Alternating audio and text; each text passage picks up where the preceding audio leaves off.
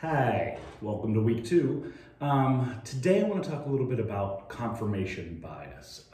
This comes from something I see in our first week's assignment involving the two historians, Zinn and Schweikart, and their two perspectives.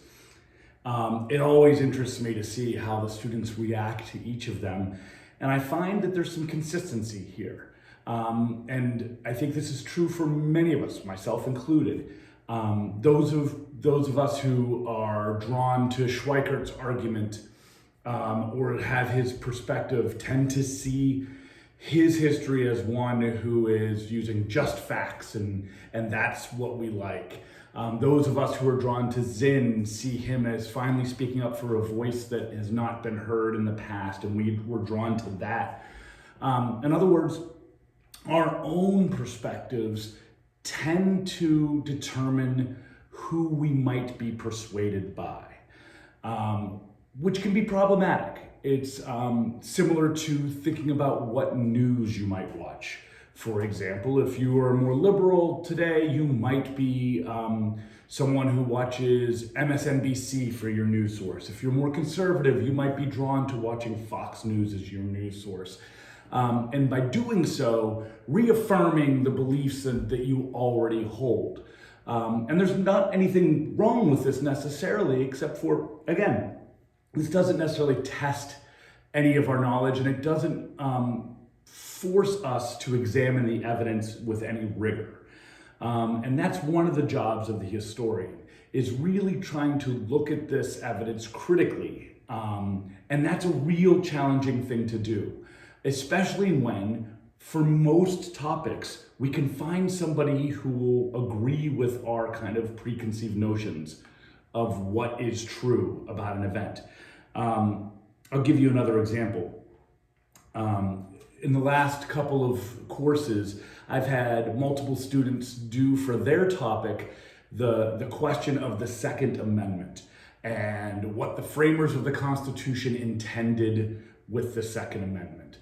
And in each and every case, it became clear that those whose conclusion was that the framers intended the Second Amendment to be something that could not be put aside for any purposes, were those who were really firmly for Second Amendment rights as they stand, and that their research did nothing but reaffirm what they already believed. On the other hand, I had just as many people come to the conclusion that the framers of the Constitution never intended the Second Amendment to mean what it means today. And again, their conclusions were never really tested. They simply found evidence that met the needs of their preconceived ideas. I liken this to the idea of a police detective. I think in some of your discussion posts, some of you referred to an historian as kind of an investigator. Imagine you come upon a police detective who shows up on a crime scene. Let's make it gruesome, but there's a murder and there's evidence everywhere all over the room. Imagine if that investigator showed up and before looking at any of the evidence decided, I know who did it. Here's who did it. I have a preconceived notion of who did it. Now, let's look around this crime scene and see which evidence supports that idea, and we will only examine that evidence seriously. That's what a historian is, who has an idea, knows what they want to prove before actually looking at the evidence. A good historian looks at the evidence first. What does it reveal? Then you start your analysis. Boy, that sounds super easy. It's not. It's super hard to let go of your own preconceived notions about what is true.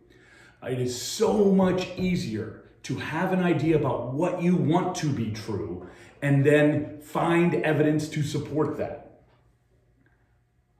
I'm hoping that throughout this course, you can do a little bit of the former. Really look at the evidence. Maybe push yourself out of your comfort zone. Maybe pick a topic that interests you, but one you don't have an idea about what the answer might be. So that you're forced to really examine the evidence. Or, if you want a real challenge, really test your own preconceived notions about truth of a topic. It is a real difficult thing to do. Real critical thinking and testing our own preconceived notions and preconceived biases is hard.